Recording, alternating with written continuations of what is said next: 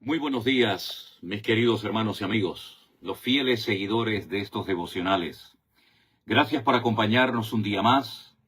Espero que hayan tenido un fin de semana bendecido, donde el Señor haya hablado a tu corazón, a tu vida, y le hayas dado la bienvenida a una nueva semana con expectativa, con la confianza, con la seguridad absoluta de que el Señor está a nuestro lado acompañándonos en todo momento. Como saben ustedes, siempre buscamos una porción de la palabra de Dios para compartirla a esta hora del día. Y en esta ocasión quiero leerles el pasaje de Primera de Crónicas, capítulo 11, los primeros versículos. Una historia muy interesante que tiene que ver con un personaje al cual amamos y respetamos muchísimo, como es nada más y nada menos que el rey David. Estas palabras hoy nos dicen lo siguiente. Entonces todo Israel se juntó a David en Hebrón y le dijeron, he aquí nosotros somos tu hueso y tu carne. También antes de ahora, mientras Saúl reinaba, tú eras quien sacaba a la guerra a Israel y lo volvía a traer. También el Señor tu Dios te ha dicho, tú apacentarás a mi pueblo Israel y tú serás príncipe sobre Israel, mi pueblo. Más o menos creo que todos conocemos la historia de cómo David llegó al trono. David era un joven pastor, el más pequeño entre muchos hermanos. Los hermanos ni siquiera contaban con él, pero Dios sabía perfectamente cómo él era. Se le conoce también como el dulce cantor de Israel, pero antes de eso, la Biblia dice que era un hombre conforme al corazón de Dios y que sobre todo era una persona fiel, tratable, moldeable por Dios. Saúl, el rey que estaba en aquel momento en el trono, era todo lo contrario. Era orgulloso, rebelde, desobediente. No se dejó nunca tratar por Dios, siempre justificando sus errores y sus enormes pecados, proyectando la culpa en los demás. David finalmente llega al trono y los primeros años de su reinado los pasa en la ciudad de Hebrón, donde estaban y siguen estando actualmente los patriarcas y algunas de las matriarcas enterrados. Allí está el patriarca Abraham, Isaac, Jacob, etc. No lo tuvo fácil David en ningún momento, ni antes ni durante de su reinado. Tuvo que enfrentarse muchas veces contra los filisteos, los enemigos acérrimos de Israel. Tuvo que pelear también sus batallas internas dentro de su palacio, dentro de su propia familia. Pero a pesar de todo, fue un gran rey. Un hombre muy utilizado por el Señor durante muchos años. De hecho, tenemos mucha información acerca de él, prácticamente desde que es muy jovencito apacentando las ovejas de su padre Isaí, hasta que muere, dejando el trono a su hijo Salomón, el que construiría el primer templo de Jerusalén. David sabía perfectamente que había sido elegido, había sido ungido por Dios para que se convirtiera en rey de Israel. Repito, los primeros años los pasó en Hebrón hasta que finalmente trasladó su capital a Jerusalén. Una capital que David decidió que fuera la capital del país, la capital eterna del pueblo de Israel, y desde allí gobernó el resto de sus años, el resto de su vida, el resto de su reinado.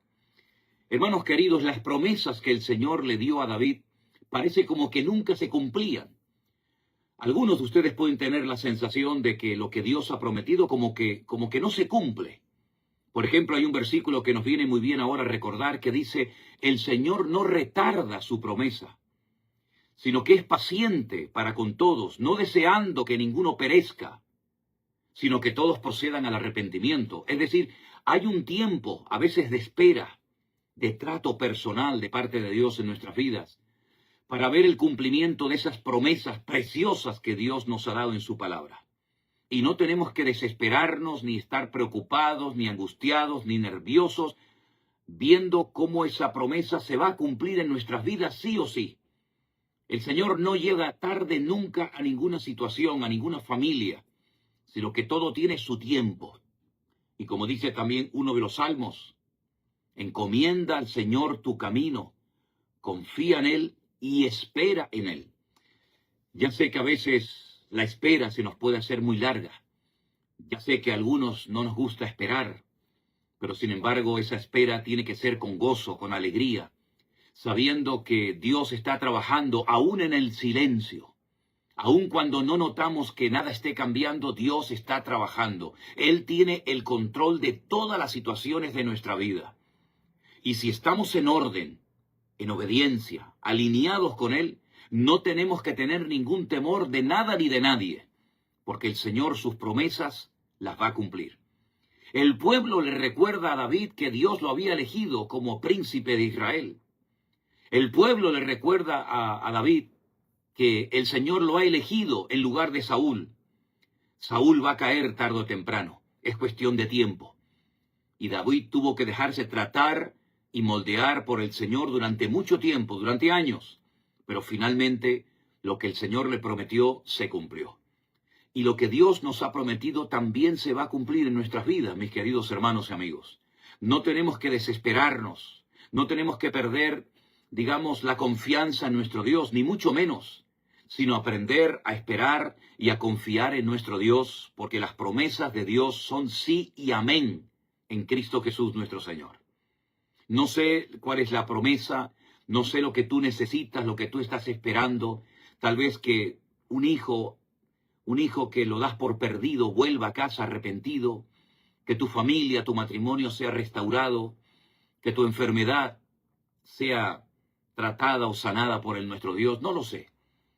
Pero sea como sea, mi palabra en este día para ti es: sigue confiando en el Señor y aprende a esperar en Él con gozo y con alegría, sabiendo que el Señor ha oído tu oración, siempre las oye. Y si sabemos que Él nos oye, tenemos las peticiones que le hayamos hecho, por supuesto, siempre y cuando entren dentro de su voluntad. Así es como tenemos que pedir y orar, que sea siempre hecha tu voluntad y no la mía. Y si la voluntad de Dios se hace en nuestras vidas, gloria a Dios. Es la mayor alegría que podemos tener en la vida, saber que estoy en el centro de la voluntad de Dios y lo que estoy haciendo le agrada a mi Señor. Preocupados, nerviosos, tendríamos que estar si supiéramos que no estamos llevando a cabo la voluntad de Dios en nuestras vidas. Hermanos queridos, la voluntad de Dios tiene que traer a nuestros corazones confianza, serenidad, paz, quietud, porque la voluntad de Dios es buena, es agradable y es perfecta. La nuestra podemos estar equivocados, haciendo o diciendo algo, creyendo que estamos en lo correcto y resulta que estamos totalmente distorsionados, totalmente alejados del plan de Dios. Pero nuestra oración, ya digo, debe ser: Señor, quiero hacer tu voluntad en mi familia, en el ministerio, en todo lugar donde yo me encuentre, que se haga tu voluntad. Y si una puerta tiene que cerrarse, pues que se cierre lo antes posible. Es mejor sufrir unos días, llorar unos días, que llorar toda una vida. Aprende a descansar en el Señor. David tuvo que aprender a esperar hasta que llegara el momento idóneo, y cuando llegó, el Señor le dio el trono, le dio autoridad, lo respaldó, lo bendijo, lo usó de una manera maravillosa. Así es que en el proceso en el que te encuentras ahora mismo, dale gracias al Señor. Y dile: Señor, gracias, porque sé que tú tienes todo bajo tu control. Y como yo deseo y anhelo hacer tu voluntad, todo va a salir conforme a tu voluntad.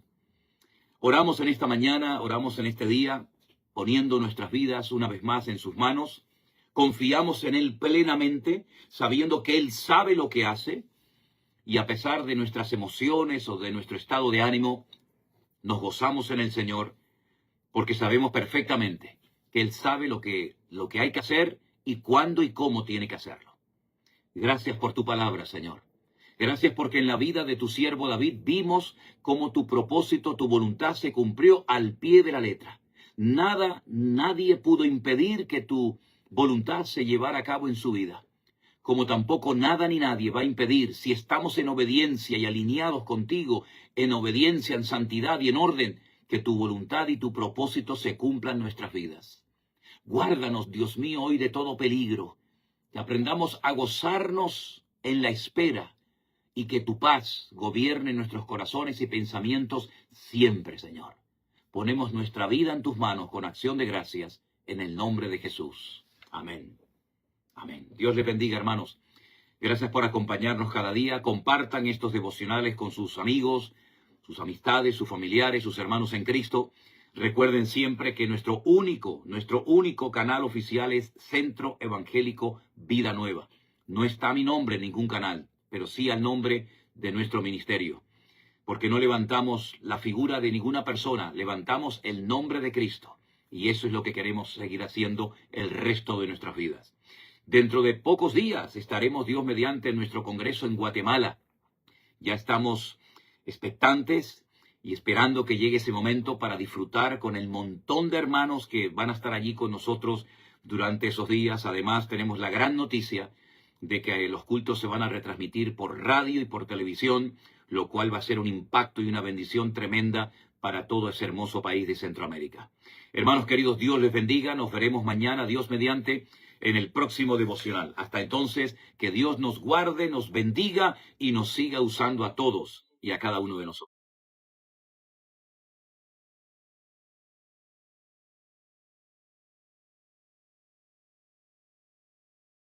Decía que el domingo pasado tuvimos la primera parte del estudio, el nuevo orden mundial. A lo largo de la historia dijimos el domingo pasado que el mundo ha conocido muchos sistemas, muchas formas de gobierno. Dictaduras, monarquías, teocracia, etc. Pero el nuevo orden mundial, el nuevo gobierno mundial va a ser completamente diferente, aunque tendrá de todo un poco, será un sistema distinto. En los próximos años, las leyes, el comercio, la política, la economía, todo va a cambiar. Estamos a punto de ver cambios que durante milenios no se han producido, pero el mundo va a experimentar unos cambios tremendos. Y tenemos que saber cómo estar preparados y cómo reaccionar y comportarnos ante estos cambios. Y en el capítulo 13 del libro del Apocalipsis nos habla de un hombre, de un personaje que recibe a lo largo de la Biblia muchos adjetivos, muchos nombres. El anticristo, el cuerno pequeño, el hombre de pecado, el hijo de perdición, God, etc. Son nombres que nos hablan acerca de cómo es este hombre.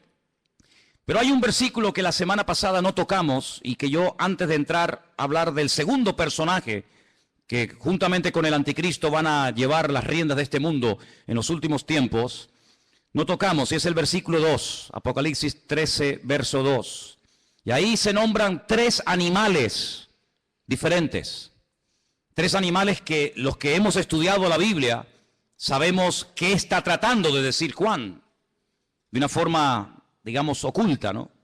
Apocalipsis 13, 2 dice que la bestia, y hablamos del anticristo, era semejante a un leopardo, pero sus pies eran como de oso, pero su boca dice que era como boca de león. ¿Te das cuenta? Hay 3 animales diferentes.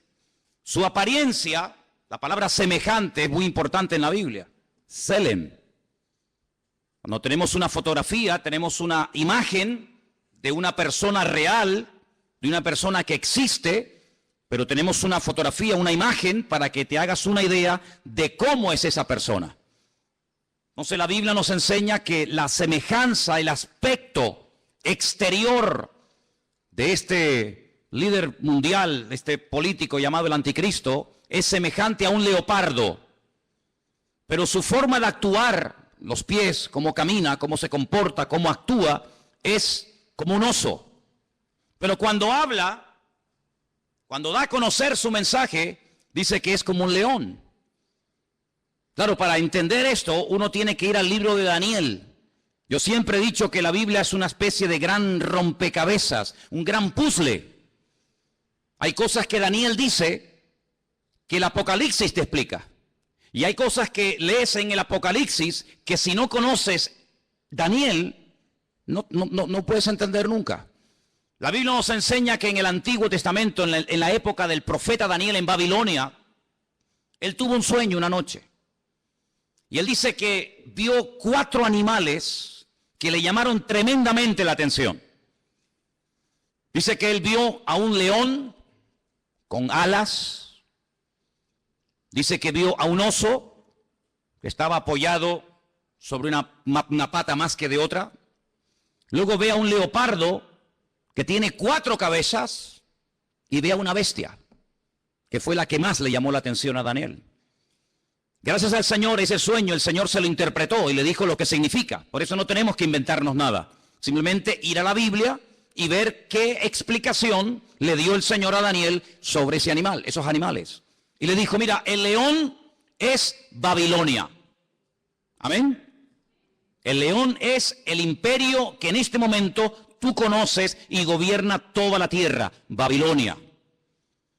Ese imperio caería, ese imperio desaparecería con el paso del tiempo y se levantaría otro imperio, que era el imperio de los medos persas, que está tipificado o representado por el oso. Los medos persas también caerían, desaparecerían de la escena mundial y se levantaría un tercer imperio tremendamente poderoso, el imperio de Alejandro Magno, los griegos, representado con un leopardo de 4 cabezas. Y finalmente dice que ve una bestia, no es un animal normal y corriente, es algo extraño, es una bestia, es un monstruo que dice que tiene 10 cuernos y bueno, es un animal indescriptible porque ya te digo, no existe. La historia nos enseña que Alejandro Magno cuando murió no dejó descendencia. No ocupó su hijo y posteriormente el hijo de su hijo el trono, sino que Alejandro Magno murió sin dejar descendencia. Algunos dicen que era homosexual y que nunca se casó y tuvo hijos. Su imperio, que era un imperio enorme, que se extendió por todas partes del mundo conocido, cuando él muere, se divide en 4 pedazos. Y 4 de sus generales más conocidos, Casandro, Lisimaco, Teleuco y Ptolomeo, se apoderaron de lo que antiguamente fue un solo reino, pero que ahora son 4. Y cada uno toma posesión de uno de estos pedazos.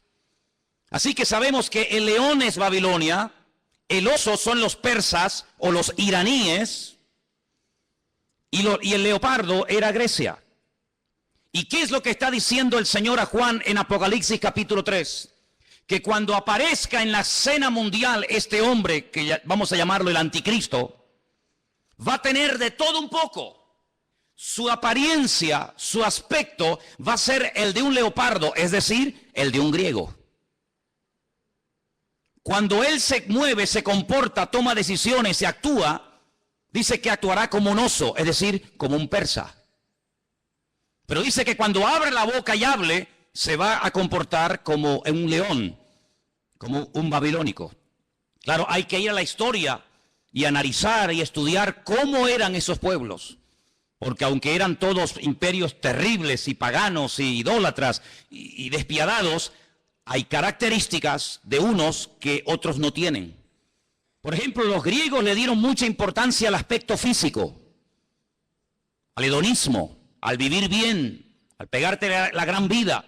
Pero cuidado, no eran ateos. Los griegos no eran ateos. Les recuerdo que cuando el apóstol Pablo fue a Grecia, a un lugar público llamado el Areópago, donde se compartían las enseñanzas, y allí estaban los filósofos de la época, el apóstol Pablo dijo, hoy paseando por vuestra ciudad, por Atenas, he observado que ustedes los atenienses sois gente muy religiosa. No eran ateos, pero eran religiosos. Dice que al apóstol Pablo le llamó la atención que vio un altar donde no había ninguna imagen, pero había una inscripción que decía al Dios no conocido. Es decir, por si acaso nos hemos olvidado de reverenciar o de adorar a un Dios que no sabemos cómo es, le ponemos una inscripción para que no se sienta ofendido. Luego, una de las características de los griegos era que le daban mucha importancia a la cultura, a la filosofía, a los deportes. Ellos fueron los inventores, los creadores de las Olimpiadas. Ellos le daban mucha importancia al aspecto físico. Llenaron toda Jerusalén y el mundo conocido de antaño de gimnasios. Le daban mucha importancia al culturismo, al aspecto físico. Pero también eran personas que tenían grandes problemas con la lujuria. La mayoría de ellos eran bisexuales, le gustaban tanto los hombres como las mujeres. Eran personas que no tenían ningún tipo de escrúpulos, eran personas que no tenían ningún tipo de moral, eran personas que le daban rienda suelta a cualquier impulso de la carne, con tal de que te sientas bien, lo puedes hacer. ¿Quieres ser homosexual y eso te hace sentir bien? Adelante. ¿Quieres ser cualquier otra cosa? Adelante. En otras palabras, no te reprimas.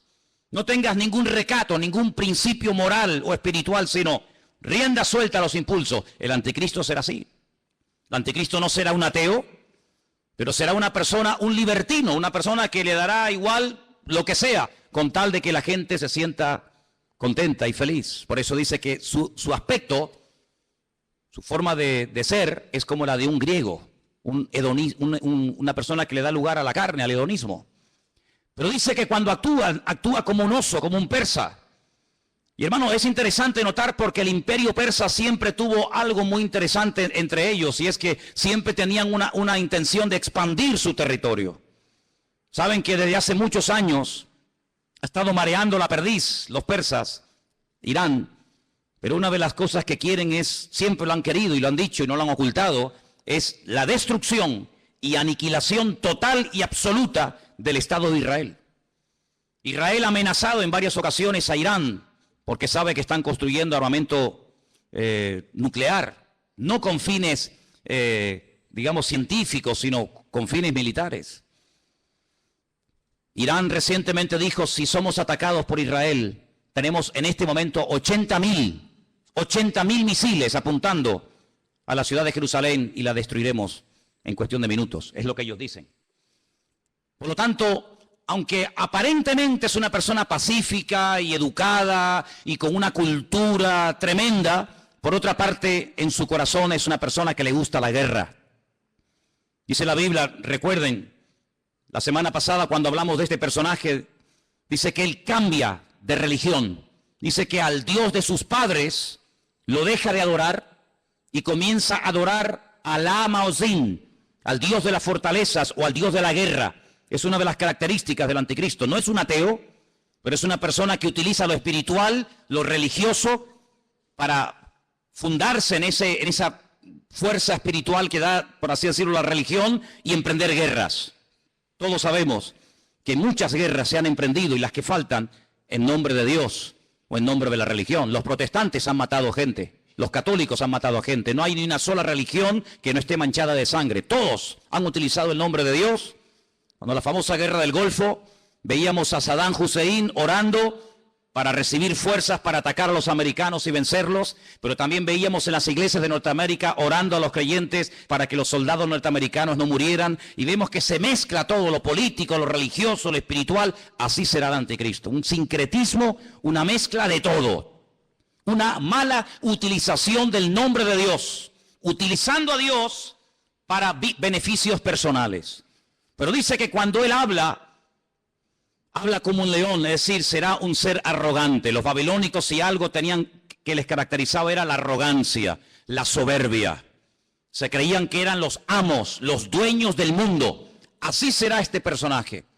Pero este personaje del cual hablamos la semana pasada, que es la primera bestia, la que sube del mar entre las naciones, de los pueblos, entre los gobiernos, tendrá el apoyo total y absoluto de otra bestia que vamos a ver sus características. Apocalipsis capítulo 13, versículo 11.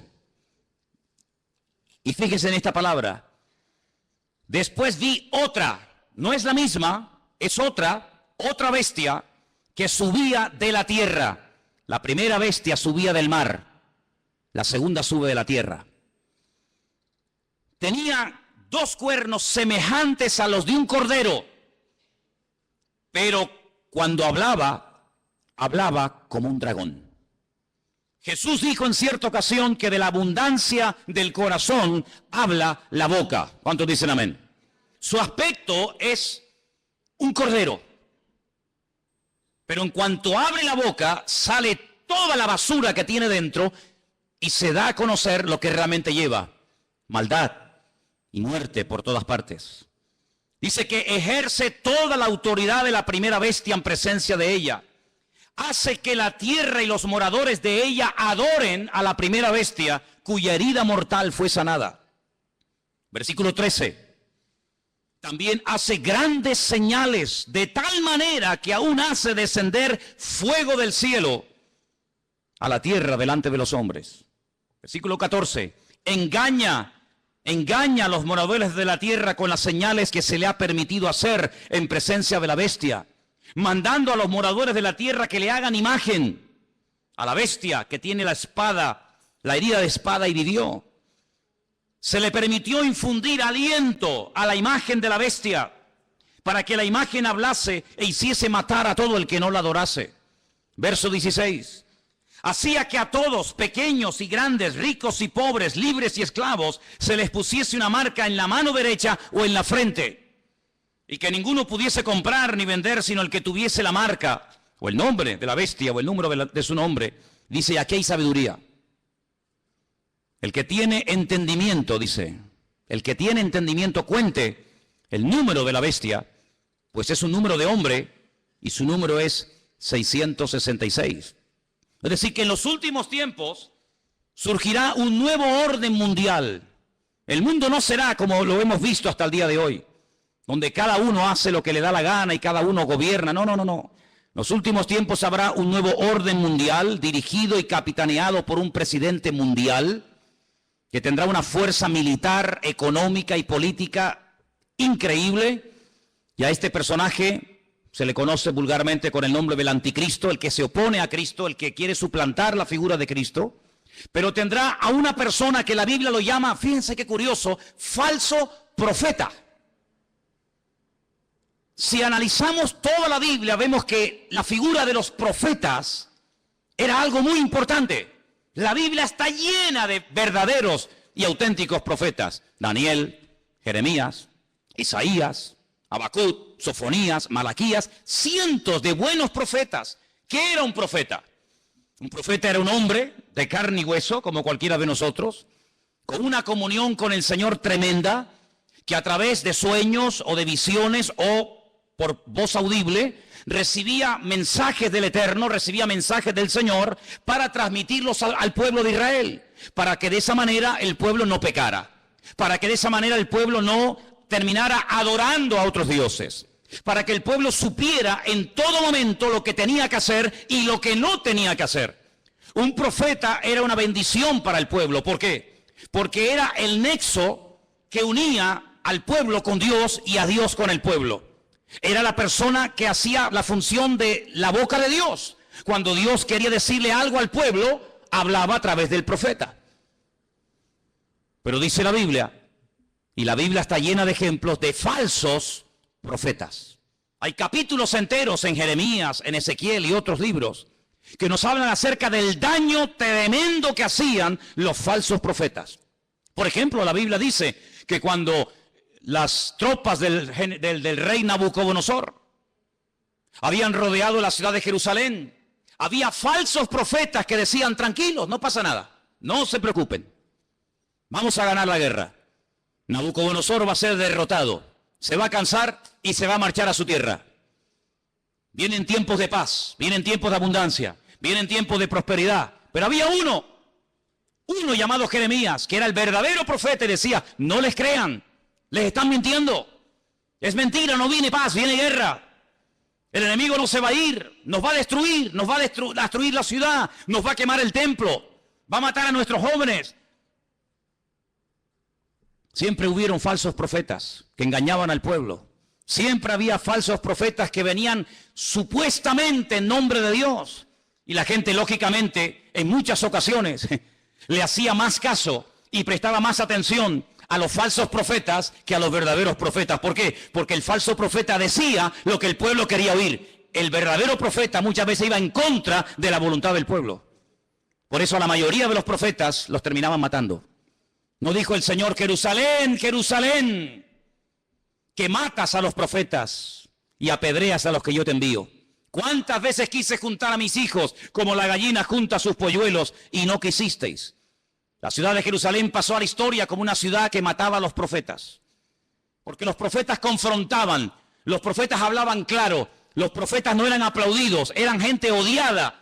Era gente que muchas veces tenía que vivir totalmente dependiendo del Señor porque los querían matar, los querían torturar y querían taparles la boca a cualquier precio. Y curiosamente dice la Biblia que el anticristo tendrá el apoyo incondicional de un hombre que no va a ser un político, recuerda eso. El falso profeta no será un político. Será una persona que se encargará fundamentalmente de 4 cosas. Primera, lo hemos leído. Versículo 12. Hará todo lo posible para que todas las naciones de la tierra reconozcan la autoridad y se sometan a la autoridad del anticristo. Es decir, no atrae la gente hacia sí mismo, sino que atrae la gente hacia el anticristo. Es decir, será en relaciones públicas del anticristo.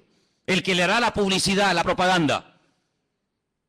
El que irá por los platós de televisión, por las emisoras de radio. El que dará todo tipo de ruedas de prensa y de respuestas a las naciones, presentando a este hombre como la alternativa real y genuina que el mundo necesita.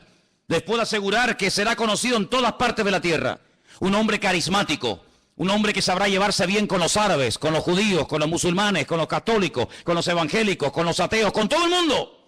Un hombre con un don de palabra extraordinario y un hombre que lo que pretende es desviar la atención de la gente hacia el Dios vivo y verdadero y llevarlos a la ruina diciéndole a la gente, este hombre es lo que el mundo necesita. Este hombre es el que va a solucionar los problemas de la crisis, del paro, los problemas económicos, los problemas entre palestinos y judíos. Este lo va a solucionar todo. Primera función del falso profeta. Segunda, versículo 13. También hará grandes señales. La Biblia no dice qué tipo de señales hará, pero curiosamente menciona una que es tremendamente poderosa. Y dice que hará descender fuego del cielo a la tierra delante de los hombres. Solamente hubo un hombre en toda la historia de la humanidad que en un momento oró y cayó fuego del cielo, demostrando que el Dios que él adoraba y honraba era el verdadero Dios. Y era el profeta Elías. En el Monte Carmelo. Dice la Biblia que allí hubo una confrontación del mundo de las tinieblas contra el mundo espiritual, contra el mundo del Señor. Y el profeta Elías dijo, la respuesta no tiene que ser a través de un sueño, la respuesta no será a través de una visión, a través de un ángel, sino la respuesta tiene que ser algo contundente y visible a kilómetros. Y allí en lo alto de ese monte en el que hemos estado en cantidad de ocasiones, desde donde se tiene una perspectiva de una zona geográfica muy grande de Israel, allí él oró y dice que descendió fuego del cielo y 400 profetas falsos de Baal fueron degollados en aquel día. Nunca más nadie ha hecho eso. Bueno, perdón, una vez unos hermanos en el Nuevo Testamento, cuando fueron a entrar a una ciudad a evangelizarla, a hablar del Señor y no los quisieron oír, le dijeron al Señor, Señor, ¿nos da permiso para que oremos y caiga fuego del cielo y los destruya a todos? Y el Señor les dijo, no, queridos, yo no he venido a eso. Monarjes, hijos del trueno, no les dio autorización para que oraran, para que cayera fuego del cielo. Pero en los últimos tiempos habrá un hombre que por un poder satánico, por una unción falsa, pero poderosa al fin y al cabo, dice que tendrá la capacidad de sorprender a las naciones haciendo caer fuego del cielo. Será una de las muchas señales que este hombre haga. Así que primero intenta llevar a la gente al anticristo. Segundo, hará grandes señales. Tercero, versículo 14. Engañará a los moradores de la tierra con las señales que se le ha permitido hacer.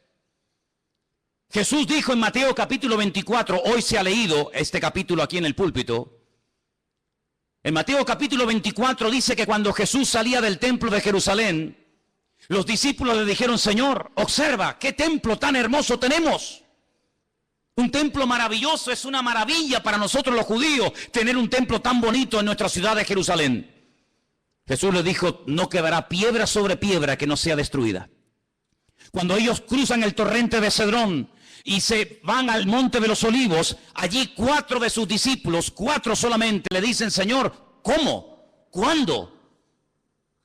¿Cómo que va a ser nuestro templo destruido? Dinos, ¿qué señal habrá de tu venida y del fin del siglo? Y el Señor les da un mensaje tremendo que les animo a que lo vuelvan a leer en casa. Mateo 24, también lo tienen en Lucas 21. Y una de las cosas que repite reiteradamente el Señor es esta: mirad que nadie os engañe. ¿Cuántos dicen amén? Que nadie os engañe. Y curiosamente dice, porque vendrán falsos cristos. ¿Qué significa la palabra Cristo? Tanto que la utilizamos los cristianos, tenemos que saber lo que significa, ¿no? Viene de la palabra hebrea Mashiach, que significa ungido.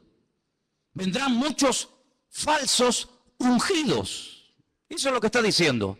No solamente personas que dirán, que yo soy el Mesías, sino vendrán vividores, farsantes, personas que utilizando el púlpito de las congregaciones, personas que utilizando medios de comunicación como la radio, la televisión, etcétera, engañarán a muchísimas personas utilizando tal vez la manipulación, utilizando tal vez los problemas físicos, emocionales o espirituales de la gente. Dice, y a muchos engañarán.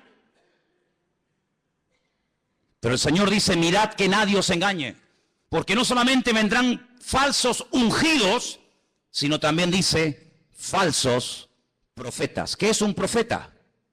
Un profeta es un predicador, ¿sí o no? Es uno que predica, es uno que proclama un mensaje, en este caso un mensaje bíblico, un mensaje de Dios. Dice, pues vendrán falsos predicadores. Y usted dice, pero hermano, ¿sabes lo que estás diciendo? Totalmente. Y ya han comenzado a proliferar por todas partes del mundo falsos predicadores, falsos evangelistas, falsos maestros, falsos profetas, que incluso a veces con milagros o con señales llegan a seducir y a engañar a la gente. Y no es algo nuevo, lo estamos viendo de hace 10 años a esta parte, en todas partes del mundo. Pero en los últimos tiempos habrá una persona que será el máximo exponente del engaño y de la mentira, que la Biblia lo llama el falso profeta. ¿Y qué podemos hacer los cristianos? ¿Tenemos la obligación de creer todo lo que los pastores dicen? ¿Tenemos la obligación de creer todo lo que la gente predica en un púlpito? Rotundamente no. La Biblia nos enseña que cuando una persona proclama el evangelio, y más cuando una persona se llama o se autodenomina profeta, la congregación, la audiencia, el pueblo que escucha el mensaje, tiene que filtrar, tiene que analizar, tiene que escudriñar si lo que este hombre está diciendo es palabra de Dios o es falso. No se puede decir amén a cualquier enseñanza, hermanos. Yo soy vuestro pastor hace 14 años en esta iglesia. Pero el día que yo me aparte del evangelio, el día que yo me aparte de la verdad, el día que yo les enseñe algo falso, no me crean, no vengan más a este lugar. Porque la Biblia nos enseña que la oveja tiene la obligación de rumiar la comida antes de tragársela. ¿No hablamos hace poco de una de las características de las ovejas? ¿Sí o no? ¿Y cuál es una de las características de la oveja? Que es un animal rumiante. ¿Y qué es un rumiante? Un animal que primero mastica, mueve la comida, la saborea, la prueba, y luego después de haberla masticado bien, se la traga. Y esa es una de las características que tenía que tener un animal limpio para poder ser ingerido. El Señor dijo que tenga pezuña y que sea rumiante. Y el Señor quiere que tú seas, permíteme la palabra, un rumiante. Una persona que diga, un momento, te he oído, he prestado atención, he tomado buena nota. Perfecto. Déjame analizar a través de las Escrituras si lo que tú hoy nos has enseñado, si la palabra que nos has traído es bíblica o es mentira y es falsa. Dice la Biblia que cuando Pablo fue a la ciudad de Berea, ¿os acordáis? Dice que los judíos de la ciudad de Berea escucharon a Pablo durante varias semanas, durante varios días de reposo en la sinagoga, compartir la palabra. Pero dice que eran gente más noble que los de Tesalónica.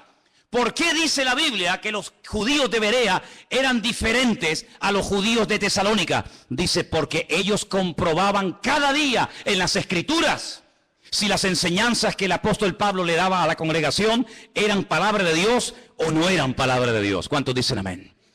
Por lo tanto, hermanos, yo siempre les he animado, siempre les he dicho, y lo seguiré diciendo cada día, que ustedes tienen la obligación de escudriñar las Escrituras, de conocer la palabra de Dios, de no tragarse todo lo que oigan, de no tragarse todo lo que vean y oigan en internet, de no decir amén a todo, de no abrir su corazón a cualquier ministerio, de no dejarse ministrar por cualquier persona que aparentemente tiene palabra, hace milagros, señales y prodigios, pero alto, la Biblia nos enseña que el falso profeta No solamente será un tremendo predicador, un tremendo orador increíble, sino que además será una persona que su ministerio, entre comillas, estará caracterizado por señales, milagros y prodigios. ¿Qué te parece? Pero ¿sabe qué? En el versículo 13 dice que este hombre hará grandes señales, grandes señales. Usted tiene que prestar atención a esas señales. ¿Por qué? Porque no toda señal es evidencia de que le está dando gloria y honra al Señor y que esa unción viene de parte del Señor si no sabe Dios de dónde viene. El falso profeta se diferencia del anticristo en tres cosas muy importantes. Primero, su procedencia es diferente. El mundo de la política produce, permítame la expresión, la política produce, es el terreno donde se levanta el anticristo. El falso profeta no se levanta del mundo de la política. El falso profeta se mueve en el terreno religioso, en el terreno espiritual. ¿Se han dado cuenta que en los últimos años ha habido muchos intentos por tener una religión? Lo intentó la New Age, la nueva era. Lo ha intentado el Vaticano en múltiples ocasiones con las famosas reuniones ecuménicas. Los Bahá'í ya propusieron hace muchos años haber una religión mundial, porque fíjense qué curioso. Este continente en el que vivimos, el continente europeo, en dos ocasiones se ha enfrentado a muerte un país contra otro. ¿Sí o no? Primera Guerra Mundial, Segunda Guerra Mundial, unos contra otros, millones de muertos, ciudades arrasadas completamente, familias destruidas. Europa quedó totalmente en ruinas, pero eso ya pasó a la historia. Antes los que se peleaban, ahora son amigos, ahora comen juntos, ahora hacen negocios juntos. Ahora se venden los productos unos a otros. Luego ya no estamos en un tiempo de guerra en Europa. Estamos, entre comillas, en un tiempo de paz. Ya no nos peleamos unos contra otros, ¿ve? Porque en una guerra todos pierden. Ahora nos unimos en una unidad política y económica y donde tenemos todos en común una misma moneda. ¿Sí o no? Usted puede viajar por Europa, por muchos países, y no tiene que cambiar en un país la moneda, en otro la otra, sino que con una misma moneda se puede mover. Ya no hay fronteras. ¿Se acuerdan cuando viajamos por Europa? Ya no hay fronteras. Puedes pasar de un país a otro prácticamente ya. A cualquier hora puedes pasar de un país a otro. Pero falta una unidad. Sí, hay una unidad militar, hay una unidad política, hay una unidad económica, pero no hay una unidad espiritual. El anticristo, a través del falso profeta, una de las cosas que tratará de mover en el mundo es que la gente llegue a la conclusión de que no es bueno que haya tantas religiones, sino que lo mejor es que haya una religión donde todos se sientan a gusto. Ya hace años están tratando de crear el Crislam. El Crislam, quieren unir el Islam con el cristianismo. En muchas congregaciones evangélicas, ya la palabra Jehová o la palabra Yahvé o la palabra el Eterno o la palabra Dios ha desaparecido. Ya hay una nueva versión circulando de la Biblia en muchas iglesias evangélicas del mundo donde aparece la palabra Alá. En el principio creó Alá los cielos y la tierra. Alá lo que estamos diciendo. En otras palabras, para llevarnos bien, quitemos la palabra Dios, pongamos la palabra Alá. Hay muchas Biblias donde han quitado la palabra sangre. Es increíble cómo puede haber instituciones evangélicas que han quitado la palabra sangre de la Biblia, porque es una palabra que no es una palabra que choca o es una palabra muy fuerte. Amados hermanos, vienen tiempos de cambios como ustedes no se pueden ni imaginar. Vienen tiempos en los que no solamente lo económico cambiará de una forma tremenda, sino lo espiritual cambiará de una forma que ustedes no se pueden ni imaginar. Ahora quiero leerles un versículo que se encuentra en Apocalipsis 16:13, donde dice que el falso profeta y el anticristo harán algo que muchas veces no se menciona. Y vamos a leerlo. Apocalipsis 16, versículo 13. Y dice así: vi salir de la boca del dragón, Satanás, de la boca de la bestia, el anticristo, y de la boca del falso profeta, 3 espíritus inmundos a manera de ranas. Son espíritus de demonios que hacen señales y van a los reyes de la tierra en todo el mundo para reunirlos a la batalla de aquel gran día del Dios Todopoderoso. Una de las cosas que el mundo tiene que conocer y ustedes, hermanos, tienen que saber, porque la Biblia lo profetiza con cientos y miles de años de antelación. Cuando te pregunta la gente, ¿y tú crees que habrá una tercera guerra mundial? ¿Crees que otra vez el mundo volverá a enfrentarse y a matarse y a pelear los unos contra los otros? Y yo te digo, no te quepa la menor duda. La pregunta no es si se van a pelear, la pregunta es ¿por qué tardan tanto en enfrentarse los unos contra los otros? El mundo se está convirtiendo en un caldo de cultivo donde la violencia y la agresividad será algo normal. Miren los colegios, hermanos.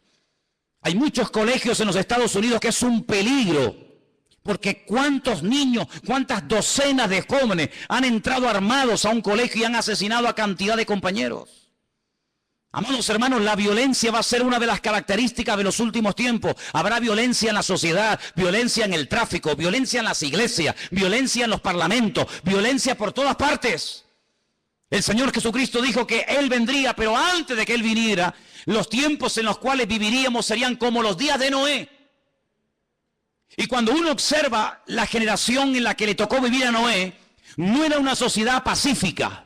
Cuidado, era una sociedad tremendamente avanzada para la época en la que vivía. Fijaros lo que querían construir. En la época de Noé se quiso construir el edificio más alto del mundo, un sigurat, una torre que llegara al mismo cielo, a la misma presencia de Dios, con el objetivo de demostrarle a Dios que a través de la tecnología de la época, el hombre era capaz de desafiar al mismo Dios y de llegar a su presencia no a través del medio establecido por Dios, sino a través del medio de la mente humana. La tecnología puesta al servicio del mal. ¿Piensan ustedes que el anticristo y el falso profeta no echará mano de la tecnología de la época para engañar y meterse en miles y en miles y en millones de hogares? No les quepa la menor duda. No les quepa la menor duda. Así que en los tiempos de Noé no fue como en los tiempos del diluvio. Fue en los tiempos del diluvio, no fue como en los tiempos de la Torre de Babel. En los tiempos de la Torre de Babel, la Biblia nos enseña que Dios no destruyó a la humanidad, sino que la separó y la confundió. ¿Por qué? Porque habían aprendido un secreto tremendo. ¿Cuál fue? La unidad. Se unieron para lo malo. Sin embargo, en el tiempo del diluvio, se mataban los unos a los otros. El anticristo sabe perfectamente que la unidad tiene un poder tremendo. Por eso él lo que intenta es unir religiones, unir filosofías, unir diferentes estilos de vida para llevar a este mundo a la ruina y a la destrucción total. Una de las cosas que el hombre ha intentado y lo está consiguiendo desde los tiempos de la Edad Media es desterrar la palabra Dios, la palabra Biblia del vocabulario del ser humano. Hoy en día se oye hablar muy poco de Dios, muy poco de Biblia. ¿Por qué? Porque los hombres a lo largo de la historia han intentado destruirse los unos a los otros. Pero el objetivo final del diablo es destruir a Dios, quitar a Dios del vocabulario de la gente. ¿Y qué es lo que hace el falso profeta? Levantar al anticristo para que lo adoren a él. Y no es la primera vez que un hombre reclama honra y gloria para sí mismo. No es la primera vez que un César, que un faraón o que cualquier persona ha intentado levantarse más alto que Dios y matar y asesinar a todas aquellas personas que no lo apoyan y no lo reconocen. Una de las cosas que hará el falso profeta es algo tremendo. Dice que marcará, sellará a la gente. Ahora, esto no es nada nuevo. Si ustedes leen esta noche tranquilamente en casa el capítulo 9 de Ezequiel, recuerden, Ezequiel capítulo 9, ustedes se van a dar cuenta que el Señor, antes de ir a la ciudad de Jerusalén y permitir que las tropas enemigas la destruyeran, Él dijo, ponle una marca a mis hijos en la frente y en la mano. Para marcar, hacer una diferencia entre el que cree y en el que no cree, el que es mío y el que no es mío. Y dice la Biblia que marcaban a la gente en las manos. El anticristo, el diablo, que es un imitador de la obra de Dios, lo que intentará es marcar a la gente como si fueran animales. Ya hablamos la semana pasada de ese famoso microchip, un sistema muy interesante, muy moderno, que intentará facilitarle la vida a la gente, sobre todo a la hora de comprar, a la hora de vender, a la hora de viajar, no perder el dinero, tener en todo momento encima tuyo todos tus datos económicos, tus datos de vacunas, etcétera, etcétera. Ese microchip ya existe. No es una ciencia ficción, Los animales, los perros, me imagino que en Suiza será igual. Aquí es obligatorio que los animales tienen que llevar un chip. Y si un animal se pierde con una máquina, el doctor, el veterinario, sabe en todo momento cómo se llama ese animal, si está vacunado, dónde vive, cómo se llama su dueño, etcétera, etcétera. Pues lo que empezó con los animales, terminará con el ser humano. Porque para el diablo los seres humanos son como animales. Por eso la famosa teoría de la evolución equipara y nivela al hombre al nivel de la bestia. En la famosa Constitución Europea, creada, diseñada y escrita por el famoso Jacques Chirac, jefe de toda la masonería europea, él puso al mismo nivel a un animal que a un hombre. De tal manera que si un hombre quiere casarse con un perro, con un gato, con una vaca o con cualquier animal, lo puede hacer. ¿Por qué? Porque al fin y al cabo todos somos animales. Sin embargo, desde el punto de vista bíblico, Dios dignifica a la raza humana por encima del animal. ¿Cuántos dicen amén? El animal está para servir al hombre, no el hombre para servir a la bestia. Pero en los últimos tiempos Satanás intenta marcar a los hombres como si fueran animales.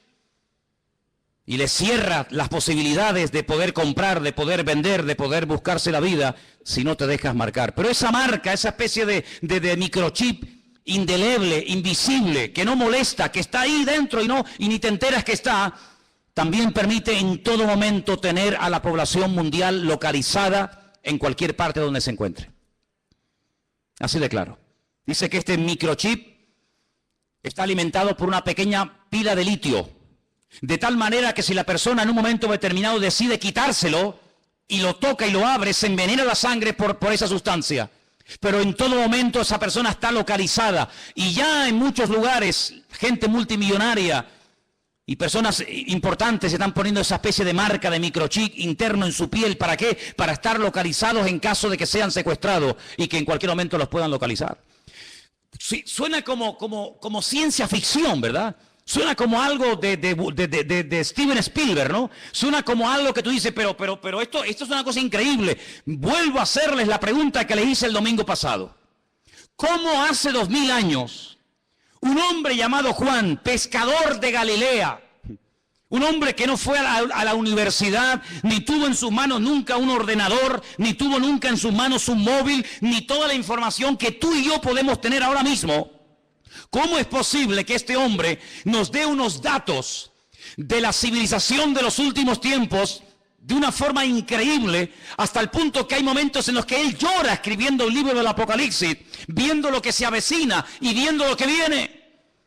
Es el hombre que dice que en los últimos tiempos el famoso río Éufrates se secará para que millones de soldados vengan desde el norte, casi diríamos como que en línea recta, y se den cita en el valle de Jezreel, en la zona de Megido, para llevar a cabo la gran batalla, la famosa batalla del Armagedón.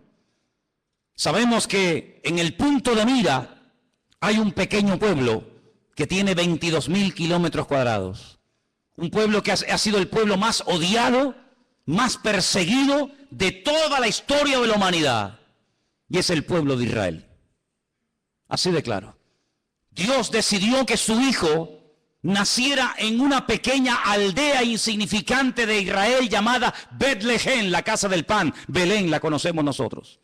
Dios decidió que su hijo naciera y viviera en ese pequeño país, que allí predicara, que allí sanara a los enfermos, que allí demostrara lo que era y a lo que vino, que allí lo mataran, que allí resucitara, que allí ascendiera y que allí volverá otra vez por segunda vez, según la palabra de Dios.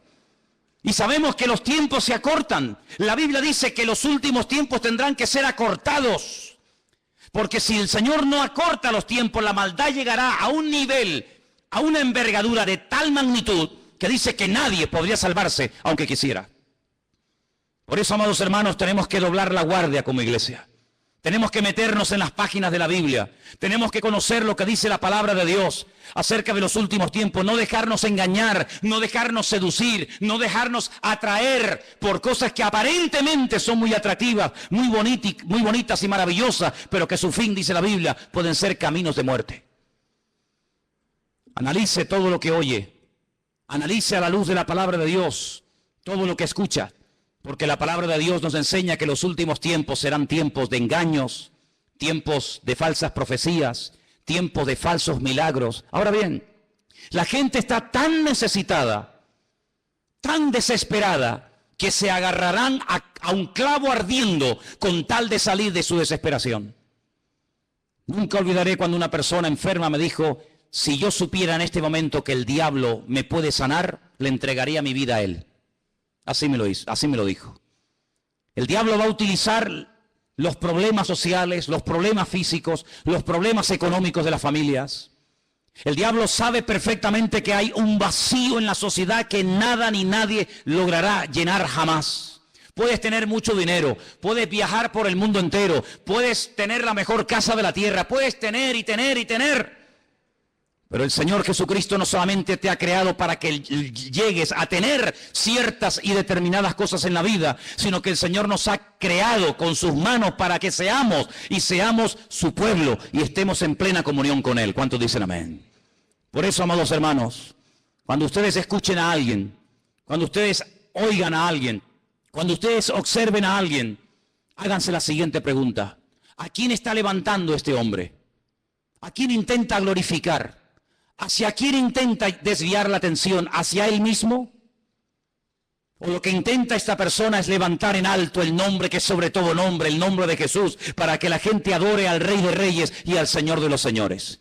Esa es una de las características de un verdadero hombre de Dios y de un verdadero cristiano y cristiana.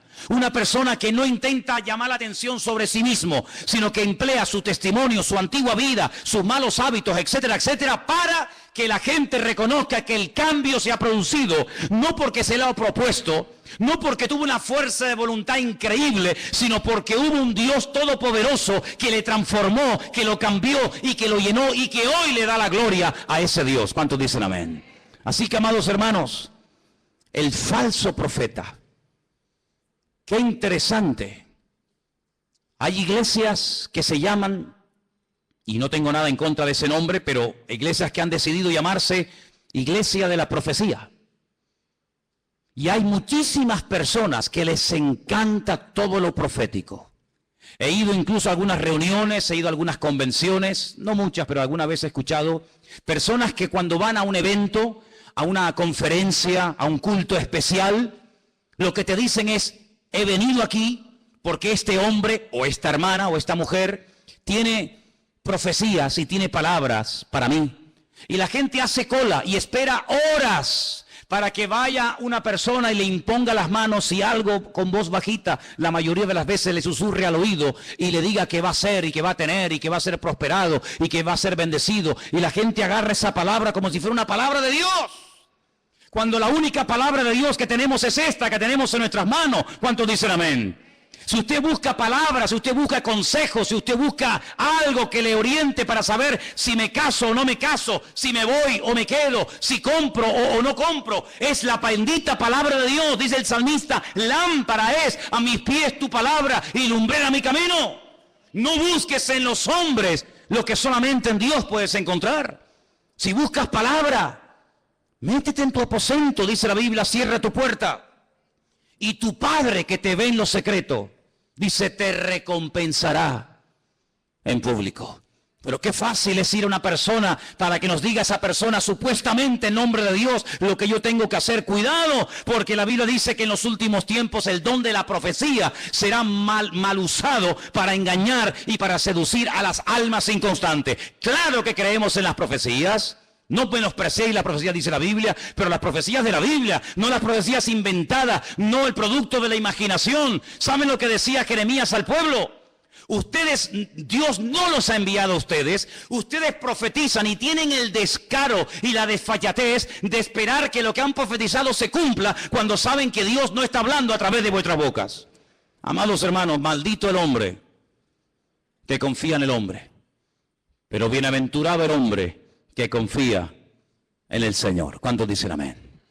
Vienen tiempos difíciles, vienen tiempos de cambios, vienen tiempos donde vamos a ver cosas muy raras, muy extrañas. Ya hay iglesias en el mundo para homosexuales, no sé si lo sabían. Iglesias evangélicas gay, ya están por el mundo, por todas partes. Iglesias donde ya no se habla de la sangre de Cristo ni la muerte del Señor. Iglesias donde todo vale. Iglesias donde te puedes casar, separar, divorciar, estar con este, estar con la otra, estar con él, ahora me caso, ahora me divorcio, y no pasa nada. Dios es un Dios de amor. Vamos a ver cosas muy extrañas en los últimos tiempos. Pero recuerda algo, Dios es santo y quiere que tú y yo también seamos santos. Huye de todo lugar donde te lo pongan fácil, escúchame bien. Huye de todo lugar donde te lo pongan fácil para que no te ofendas.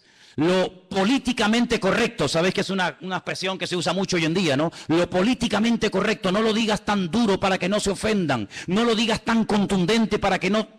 Huye de los lugares donde todo te lo ponen bonito y fácil. El Señor no viene a agradarnos los oídos, sin confrontación no hay cambio. Y la palabra de Dios viene para sacudirnos y para que le busquemos a Él en espíritu y en verdad. Y si el Señor tiene que sacudirnos en esta tarde y romper esquemas religiosos de nuestra vida, y si tiene que abrirnos nuestros ojos a una realidad que viene, nos guste o no, pues bendito sea el Señor. Pero la iglesia en esta hora tiene que dar la talla. Somos la sal de la tierra, somos la luz del mundo y no podemos en este momento de la historia, hermanos, claudicar, no podemos enfriarnos, no podemos dar marcha atrás. Estamos, hermanos, oyendo la trompeta del Señor. Dios viene, el Señor viene pronto y quiere que su iglesia se ponga las pilas, que se levante en pie de guerra y le diga al diablo, alto, aquí estamos los hijos de Dios. Aquí todavía hay gente que vive en orden, aquí todavía existe la familia, aquí existe el perdón, aquí existe la misericordia, aquí existe la fe. ¿Por qué? Porque nosotros creemos que lo que Dios prometió en su palabra es la verdad. ¿Cuántos dicen amén? Quiero que cierres tus ojos ahí donde estás. Y recuerda las palabras del Maestro. Mirad que nadie os engañe. Mirad que nadie te engañe. Ni pastores, ni profetas, ni rabinos, ni falsos mesías, que nadie te engañe. Dice la Biblia, conoceréis la verdad, y la verdad os hará libres. Amados hermanos, si quieres ser libre, tienes que conocer la verdad. Y la verdad es Jesucristo. Él es el camino, Él es la verdad y Él es la vida. La gente va a ser engañada porque buscan fuera del Señor. Si buscaran en Dios no serían engañados. Si buscaran en la palabra de Dios no serían apaleados ni heridos. El problema es cuando a veces buscamos fuera de Dios otros caminos, otras formas, y te equivocas. Si estás buscando, busca en Dios. Ven a Dios, ven a Él en esta tarde. Ríndele tu corazón. Ríndele tu vida en esta tarde al Señor. Deja que Él aclare tus dudas. Él es el verdadero. Él es el Dios vivo y verdadero y no hay otro. Gracias, Señor Jesús. Recibe toda la gloria y el reconocimiento. Dice la Biblia que el anticristo, una de las cosas que hará es negar que Cristo vino en carne. Negar que Él vino. Y toda persona que niega que Cristo vino es el anticristo, dice el apóstol Juan. Nosotros en esta tarde rechazamos a este espíritu y declaramos en el nombre de Jesús que tú viniste en carne. Y confieso y declaro públicamente que aquel Mesías que se hizo carne era el Mesías verdadero y no hay otro más que Él.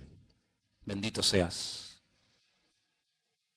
Ahí empieza el cambio cuando tú reconoces que el Mesías vino en carne. No de una forma espiritual, una nebulosa, una cosa extraña. No, vino en carne y hueso a dar su vida por ti. Ahí empieza el cambio. Si Él era el Mesías verdadero, quiere decir que yo lo necesito a Él. Y por eso en esta tarde le decimos, yo te necesito, Señor Jesús.